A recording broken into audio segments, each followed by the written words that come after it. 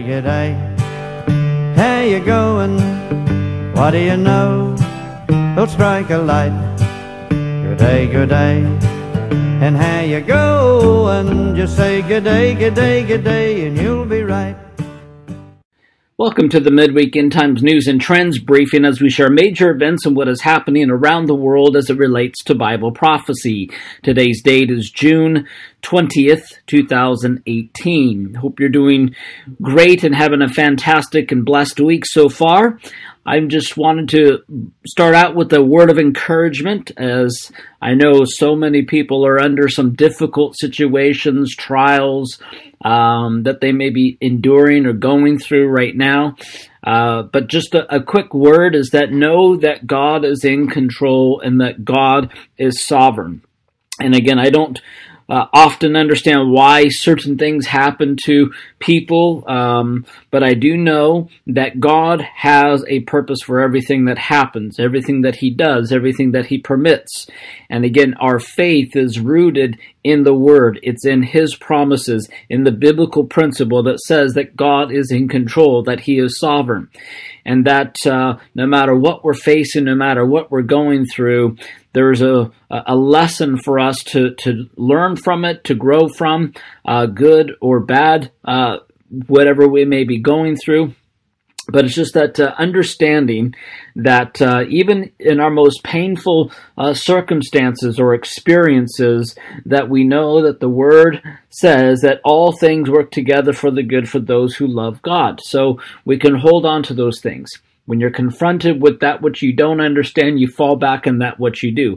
That God loves you, He's got a plan and purpose for your life, and that you'll get through this difficult situation that you may be facing or circumstances. But keep our eyes fixed upon Jesus Christ, who is the author and finisher of our faith. So I just wanted to give you that brief word of encouragement, that keep your eyes on the Lord, to keep trusting in Him no matter what circumstance or what you may be facing. So this is something that we can hold on to day in and day out, no matter what is going on in the world or in our particular sphere of where we're affected by certain things. So just I hope that ministers to you.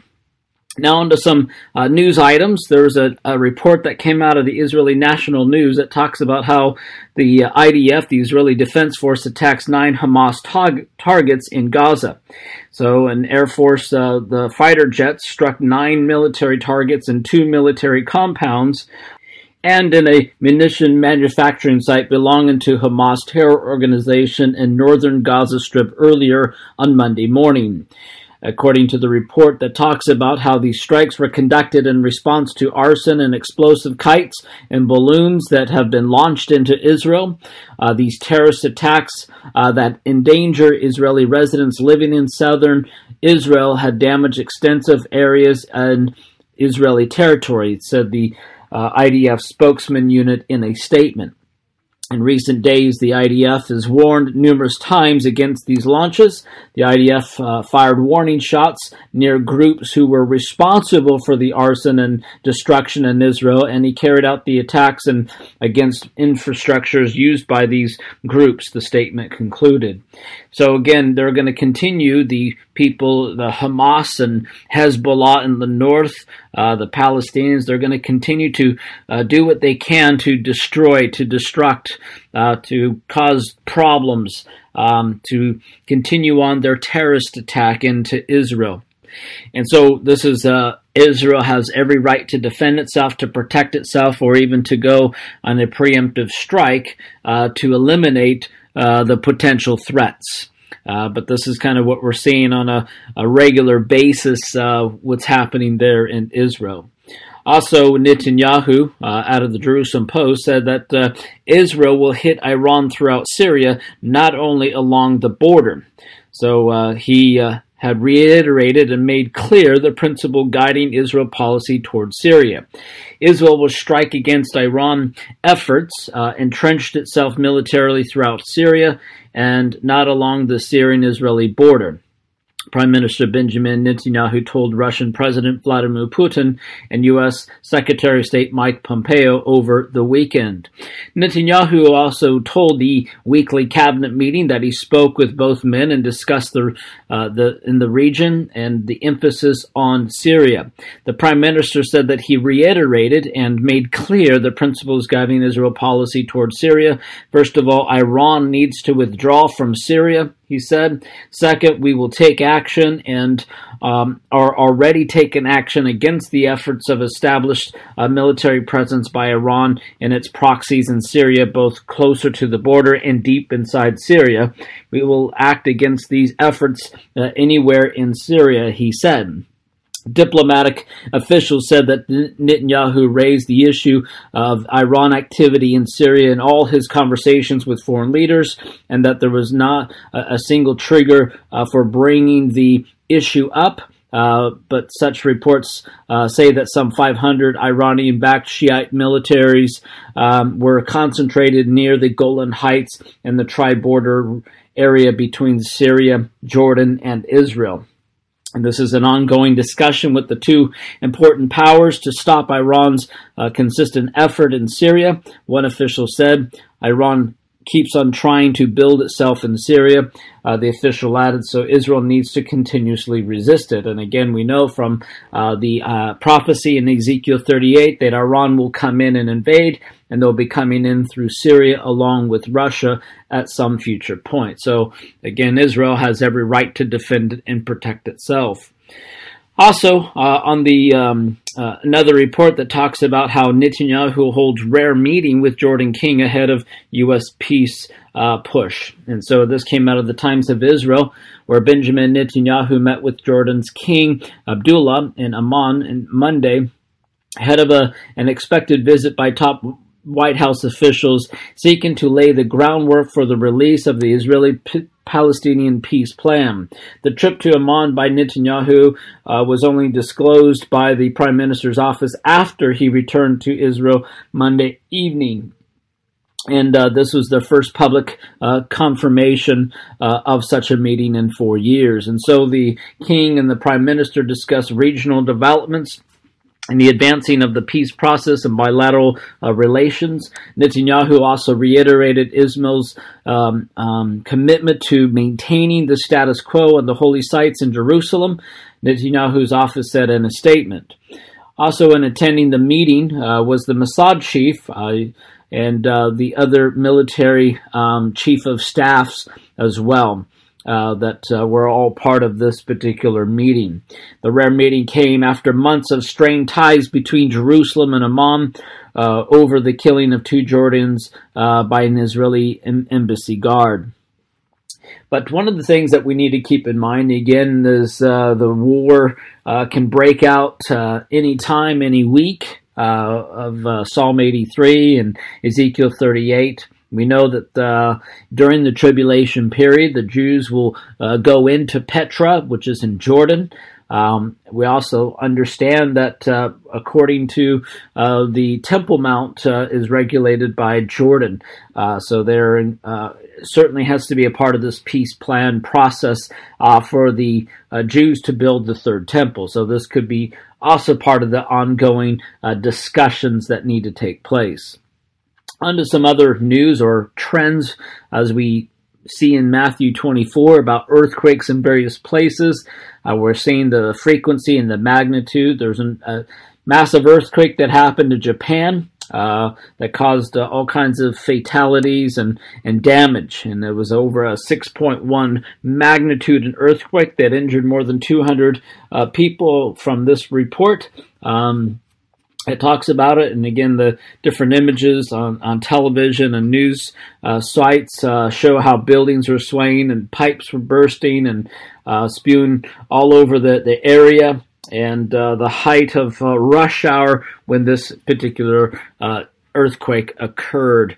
Again, because they're also on the ring of fire, there's going to be a lot more earthquakes and aftershocks, as they've been called as well. But we're seeing on a regular basis the magnitude and the frequency of such massive earthquakes all over the world. onto a separate issue and trend that is happening in different countries. This one's taken place in Canada, where the Canada Supreme Court rules LGBT rights trump religious freedom. So this came out of the BBC website that talked about how Canada's top court has ruled in favor of denying accreditation to a Christian law school that bans students from having gay sex. So the ruling on Friday against Trinity Western University in British Columbia was close to watched by both religious freedom and gay rights activists. And so the university made students promise not to have extramarital sex or gay sex. And so the court found that the protecting of LGBT students from discrimination trumped religious freedom. So the Evangelical University finalized the proposal for law school in 2012 and applied for accreditation in every province so that the students could be called to the bar anywhere in Canada. And so in Ontario, British Columbia, Nova Scotia, law societies denied the school's accreditation on the grounds that it required all students to sign a covenant binding them a code of conduct which banned sex outside of confines of heterosexual marriage. So the lower courts in Nova Scotia and British Columbia sided with the university, but Ontario sided with the Law Society, upheld the organization's rights to deny the school accreditation. But this is what we're going to see on an ongoing basis, that the Christian views will be attacked and undermined, even in Christian universities, because the way of the world, the way of immorality is running rampant, as it was in the days of Noah and the days of Lot. You're seeing these sort of things occur. And then the last story, which was talking about how Americans grapple with recognizing facts in news stories, according to a survey. So, and I wouldn't just say it's them, it's a lot of people in general, because the news that people are getting is so biased these days, especially in the political realm, against Trump primarily, or against Israel. So they're going to always have the slant. But in this particular survey, they said a quarter of U.S. adults in recent survey could fully identify factual statement as opposed to opinion in news stories, according to a Pew Research Center found on a study released on Monday. The study survey comes in amidst a growing concern of the so-called fake news spreading the internet and social media, and the term generally refers to fabricated news that has no basis in fact, but it is presented as being factually accurate. And this is kind of where you're seeing things that pop up all over the place. And again, with Google and Facebook, and if you try to do searches, because of the algorithms, they're able to hide some of the factual information or some of the other news sources, or they're going to push like their candidate, like they did for Hillary Clinton. You're seeing that those in the media, and again, you see that the news sources, and just it's interesting as you listen to one report and you hear another report, and just how they can come to two different conclusions of the same event, of the same speech that, for example, was given because of their political biased view. One will be, say, in favor of conservatism or Christianity, or, for example, in the politics, favor of Trump versus against Trump, which pretty much almost all media outlets are always attacking. Why is this important? It's important because we need to make sure we get an accurate source of information out there, double checking our sources, double checking our references and where we're getting our information. We need to be cautious these days and not believe everything that we read on the internet or hear someone report. Again, it's important to do our homework. And so it's one of those things I just want to reiterate. And again, we're seeing so many people are struggling understanding between people's opinion versus fact. And that's where even in prophecy updates, a lot of it's fact, some of it's opinion as well. And so there's a combination of both of those sort of things that are going on. So we need to be cautious and careful in our news reporting, in the information we're presenting to people as well. So I just found that was an interesting article, as we're starting to see more and more things develop around the world. And that's it for today's update. Until next week, may the Lord radically and outrageously bless you.